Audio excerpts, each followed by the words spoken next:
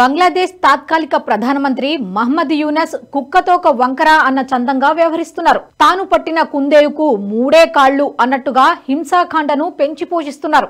షేక్ హసీనాను ప్రధాని పీఠం నుంచి దింపేందుకు రచించిన వ్యూహాన్నే ఇప్పటికీ అమలు చేస్తున్నారు. దిగజారిపోతున్న ఆర్థిక వ్యవస్థను చక్కబెట్టుకోవాల్సింది పోయి దిక్కుమాలిన పనులకు ఆజ్యం పోస్తున్నారు. మహ్మద్ యూనస్ ఇదే వ్యవహారంతో భారత్ సహా ప్రపంచ దేశాలన్నీ ఇప్పుడు అగ్గి మీద గుగ్గిలవుతున్నాయి. ఇస్కాన్ ప్రతినిధి చిన్మయి కృష్ణదాసును అరెస్టు చేయించిన తీరు భారత్లోనే కాదు, యూరప్ దేశాల్లోనూ చర్చనీయాంశమైంది.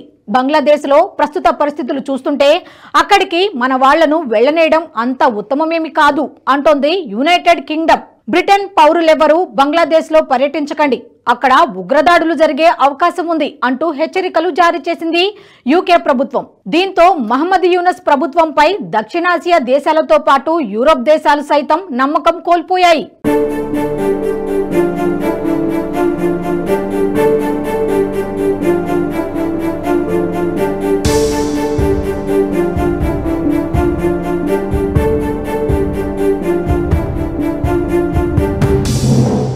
ఉగ్రవాదాన్ని పెంచి పోషిస్తున్న పాకిస్తాన్ ను ఇప్పటికే ప్రపంచ దేశాలు పక్కన పెట్టేశాయి. పాకిస్తాన్ జీడీపీ పాతాళానికి పడిపోయినా పట్టించుకునే నాదుడే లేడు.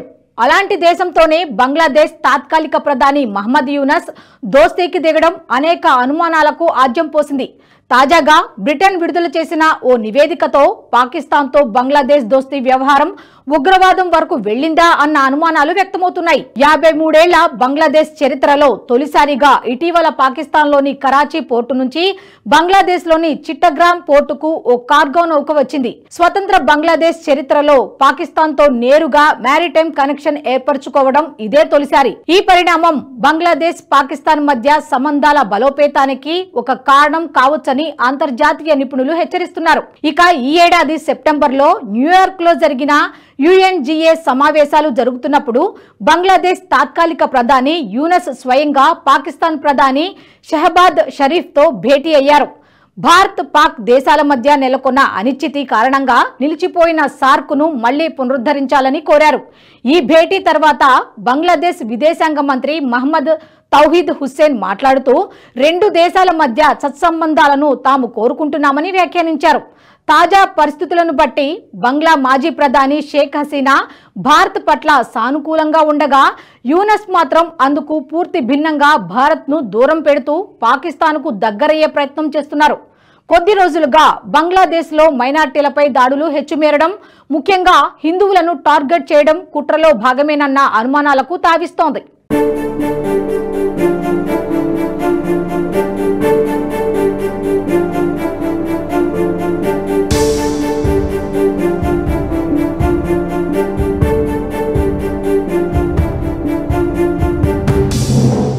నిజానికి 1971లో పాకిస్తాన్ నుంచి బంగ్లాదేశ్ ను విడిపించి పెద్దన్న పాత్ర పోషించిన భారత్ ప్రతి సందర్భంలోనూ ఆపన్న హస్తం అందిస్తూనే ఉంది. నరేంద్ర మోదీ ప్రధానిగా బాధ్యతలు చేపట్టిన తర్వాత అంటే 2014 నుంచి గడిచిన 10 ఏళ్లలో బంగ్లాదేశ్ కు అందించిన సహకారం మాటల్లో చెప్పలేనిది. షేక్ హసీనా ప్రధానిగా ఉన్నంతకాలం మోదీ చేసిన సహాయ సహకారాలను మర్చిపోకుండా పొరుగు దేశంతో అనేక ఒప్పందాలు చేసుకుంటూ అభివృద్ధికి బాటలు వేశారు. ప్రధాని మోదీ సైతం అదే రీతిలో బంగ్లాను అన్ని విధాలుగా ఆదుకున్నారు. విద్యుత్ సంక్షోభం ముంచుకొస్తున్న తరుణంలో అదానీ పవర్ ద్వారా బంగ్లాదేశ్ గట్టెక్కింది. టెక్స్టైల్ పరిశ్రమకు అవసరమైన ముడిసరుకుల విషయంలోనూ భారత్ ఆపన్న హస్తం అందించింది. వ్యాపార రంగంలో చేయూతనిచ్చింది. అందుకే షేక్ హసీనా భారత్ ను ఆప్తమిత్రుడుగానే భావించి తన హయాంలో దేశాభివృద్ధికి అనేక సంస్కరణలు చేపట్టారు. ఉగ్ర మూలాలు బంగ్లాదేశ్ ను చుట్టుముట్టకుండా ప్రపంచ దేశాల నుంచి సహాయ సహకారాలు పొందారు. హసీనా ప్రధాని పదవి నుంచి దిగిపోయిన తర్వాత పరిస్థితి అంతకంతకు దిగజారిపోయింది. ఇప్పటికే టెక్స్టైల్ రంగంలో బంగ్లాదేశ్ దివాళా తీసే పరిస్థితికి చేరింది. బంగ్లాదేశ్ కు ప్రధాన ఆదాయ వనరుగా ఉన్న వస్త్రాల పరిశ్రమల్లో దాదాపు 50% మూతపడ్డాయి. మరికొన్ని పరిశ్రమలకు సరైన మౌలిక సదుపాయాలు లేక ఇబ్బందులతో కొట్టుమిట్టాడుతున్నాయి. కొన్నింటికి నాణ్యమైన విద్యుత్, గ్యాస్ అందక ఉత్పత్తిని తగ్గించేశాయి. దీంతో చిన్న మధ్య తరహా పరిశ్రమలు మినహా పెద్ద పెద్ద టెక్స్టైల్ కంపెనీలన్నీ తట్టాబుట్టా సర్దేసుకుంటున్నాయి.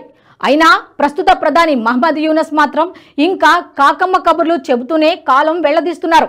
ఫలితంగా పరిశ్రమల్లో పనిచేసి పొట్ట నింపుకునే వారిలో కడు దారిద్ర్యంలో మరికొంతమంది ఉన్నారు.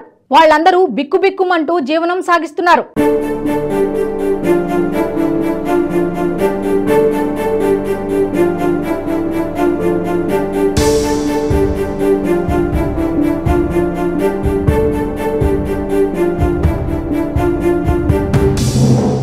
మహమ్మద్ యూనస్ వ్యవహారాన్ని ఒక్క భారతే కాదు, ప్రపంచ దేశాలు సైతం నిశితంగా పరిశీలిస్తున్నాయి. ఉగ్రవాదాన్ని కూకటి వేళ్లతో పెకిలించాలన్న భారత ప్రధాని నరేంద్ర మోదీ సంకల్పానికి ఆసియా నుంచి ఐరోపా వరకు అన్ని దేశాలు ఏకతాటిపై నిలిచాయి. ఉగ్రవాదాన్ని ప్రోత్సహించే ఏ దేశాన్నైనా వెలివేయాలని అనేక అంతర్జాతీయ వేదికపై ఉమ్మడి తీర్మానం చేశాయి. పాకిస్తాన్ పై ఇప్పటికే IMF సహా అనేక అంతర్జాతీయ సంస్థలు ఆంక్షలు విధించాయి. ఉగ్రవాదాన్ని పెంచి పోషిస్తే ఊరుకునేది లేదని హెచ్చరికలు సైతం జారీ చేశాయి. అయినా పాకిస్తాన్ తన ఆర్థిక మూలాలను మరిచి ఉగ్రవాదం వైపే అడుగులు వేస్తోంది. ఇప్పుడు బంగ్లాదేశ్ సైతం అదే బాటలో నడుస్తుందన్న అనుమానాలు వ్యక్తమవుతున్నాయి. భారత్ సహా యూరప్ దేశాల మాట వినకుండా ఇలాగా వ్యవహరిస్తే బంగ్లా భవిష్యత్తు సైతం అంధకారంలో పట్టం ఖాయమని అంతర్జాతీయ నిపుణులు విశ్లేషిస్తున్నారు. తాను నడుస్తున్నది ముళ్లబాట అని యూనస్ తెలుసుకోకుంటే బంగ్లాదేశ్ త్వరలోనే మరో పాకిస్తాన్ కాకమానదని హెచ్చరిస్తున్నారు.